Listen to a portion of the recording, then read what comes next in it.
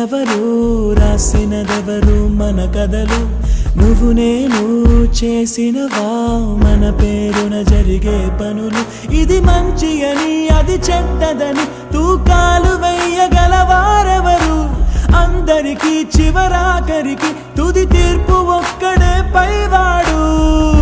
అవుతున్న మేలు కీడు అనుభవాలేగా రెండు దైవం చేతి బొమ్మలేగా నువ్వు నేను ఎవరైనా తలో పాత్ర వేయకుంటే కాలయాత్ర కదిలేలా నది సంద్ర